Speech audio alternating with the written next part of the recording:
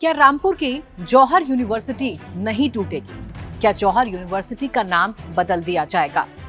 आखिरकार बुलडोजर चलने की तैयारी के बाद सरकार को अपने कदम पीछे क्यों खींचने पड़ रहे हैं? नमस्कार, आप देख रहे हैं डिजिटल दंगल। आपके साथ मैं हूं प्राची पाराशर। 27 के दिन जैसे जैसे करीब आ रहे हैं, चुनाव जैसे जैसे करीब आ रहा है, वैसे वैसे उत्तर प्रदेश में हर मुद्दे पर जबरदस्त सियासत हो रही है। ये मुद्दा रामपुर से जुड़ा हुआ है, आजम खान से जुड़ा हुआ है।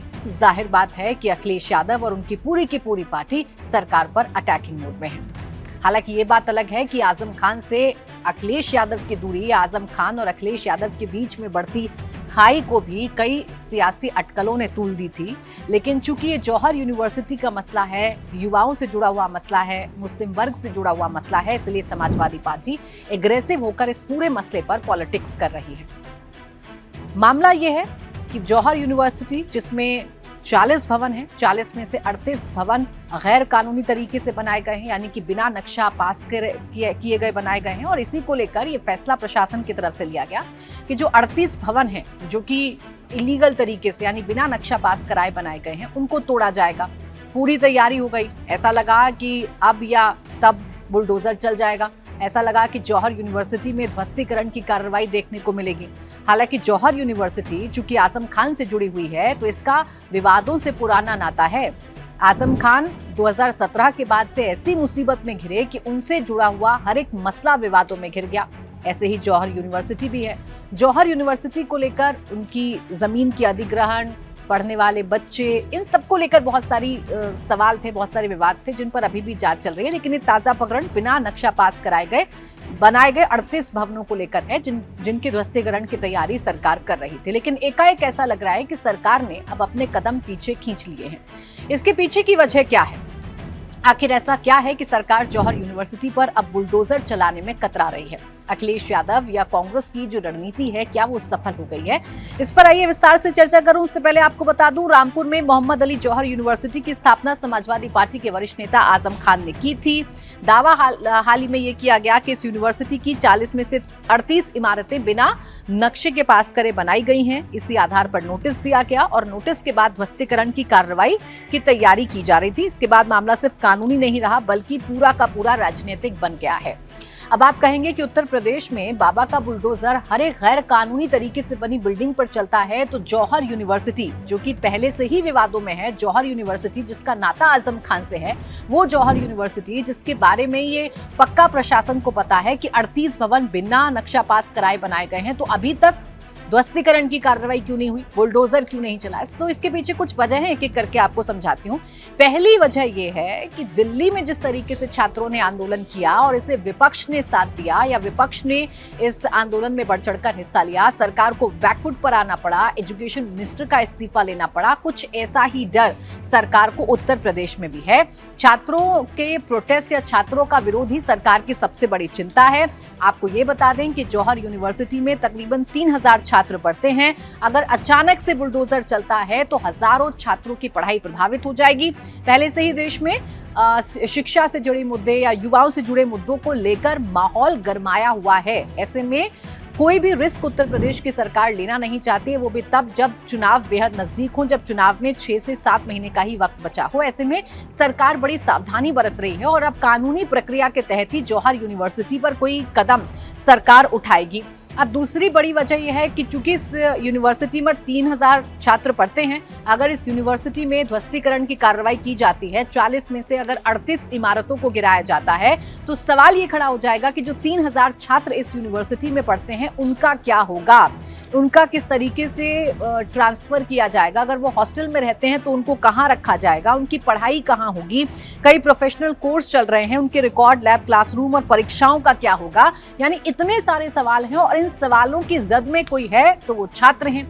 ऐसे में छात्रों को नाराज करना या युवाओं को नाराज करना, ये सरकार कतई नहीं चाहेगी। और इस मसले को अखिलेश यादव और कांग्रेस ने भी पूरी तरीके से तूल दिया है। एक बड़ा मुद्दा इसे अखिलेश यादव और कांग्रेस ने बनाया है। आगे आपको बताऊं, उससे पहले ये बता देती हूं कि ये मामला अब कोर्ट में जा पहुंचा है, यानी कि कोर्ट में चला गया है ये मामला।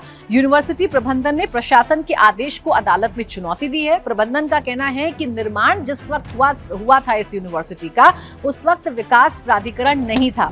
ये भी जानकर आपको हैरानी होगी कि रामपुर विकास प्राधिकरण का निर्माण खुद आजम खान ने किया था। आजम खान को नहीं पता था कि जिस प्राधिकरण का निर्माण वो कर रहे हैं वही प्राधिकरण उनकी बनाई गई यूनिवर्सिटी को इल्लीगल बताकर उस पर बुलडोजर चलाने की कार्रवाई करेगा। खैर, वो अलग विषय है, वो कानूनी विषय है, वो इलीगल विषय है, वो कागजातों का विषय है, वो नक्शे का विषय है। लेकिन फिलहाल जानकारी ये है, यूनिवर्सिटी प्रशासन की तरफ से कोर्ट में याचिका बाकायदा लगाई गई है और ये कहा गया है कि जिस वक्त ये यूनिवर्सिटी बनी उस वक्त ये इलाका विकास प्राधिकरण के जद में नहीं आता था, दायरों में नहीं आया करता था। इसलिए जरूरी जो अनुमतियां थी, यानी कि उस वक्त के लिहाज से जब विकास प्राधिकरण नहीं है, उस वक्त के लिहाज से जितनी भी अनुमतियां चाहिए थी या जितनी भी एनओसी चाहिए थे, वो प्रशासन के पास हैं।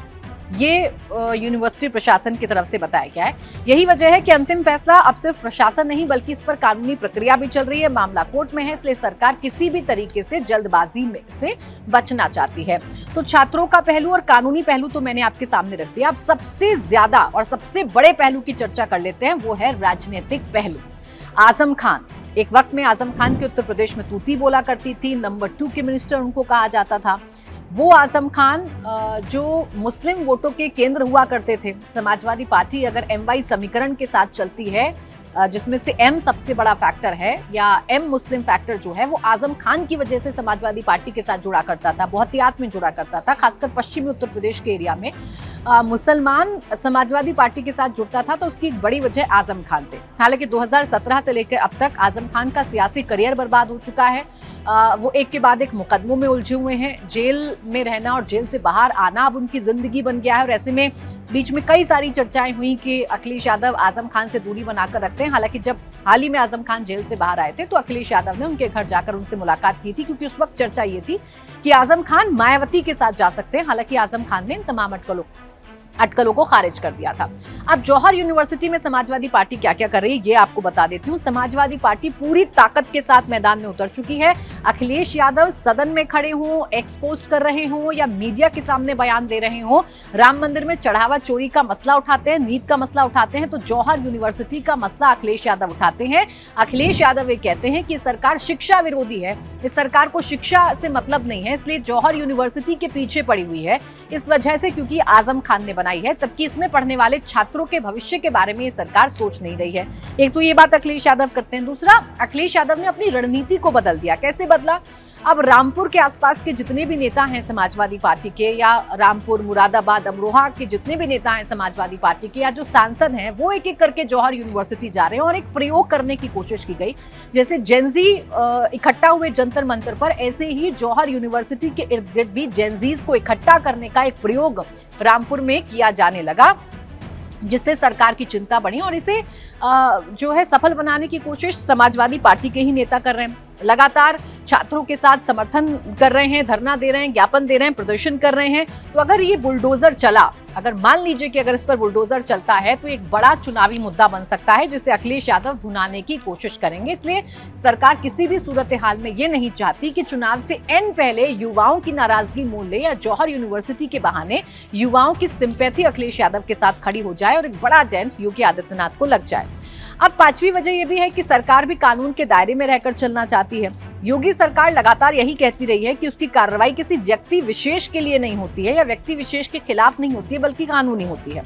तो अगर बिना कानूनी प्रक्रियाओं को पूरी किए हुए रामपुर में बुलडोजर चल जाता है, जौहर यूनिवर्सिटी पर बुलडोजर चल जाता है, तो इससे सरकार की मुश्किलें बढ़ेंगी और विपक्ष उस नैरेटिव को आगे बढ़ाने में कामयाब हो जाएगा, जो नैरेटिव 2017 से योगी आदित्यनाथ पर चिपकाने की कोशिश की जाती है कि ये सरकार एक विशेष मजहब के खिलाफ काम करती है, ये नाम देखकर, धर्म देखकर काम करती है। ये बुलडोजर वहीं जाता है जहां सरनेम खान हो, जहां सरनेम जो नाम है वो मुस्लिम नाम हो। खैर, तो सरकार ऐसे नैरेटिव को अपने साथ चिपकने नहीं देना चाहती, इसलिए फिलहाल प्रशासन बेहद संतुलित कदम उठा रहा है और कार्रवाई पर भी रोक फिलहाल लगी हुई है। अब आप ये पूछेंगे कानूनी पहलू, छात्रों का पहलू, अखिलेश यादव का पहलू तो आपके सामने रख दिया। जब जौहर यूनिवर्सिटी बिना नक्शा पास कराए 40 में से 38 भवन बने हैं, तो इस यूनिवर्सिटी का होगा क्या?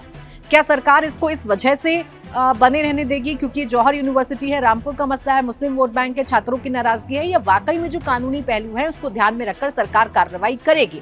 तो इसके पीछे 3 संभावनाएं नजर आती हैं। पहली ये कि अगर कोर्ट यूनिवर्सिटी के पक्ष में फैसला देता है तो ध्वस्तीकरण की कार्रवाई पूरी तरीके से रुक जाएगी।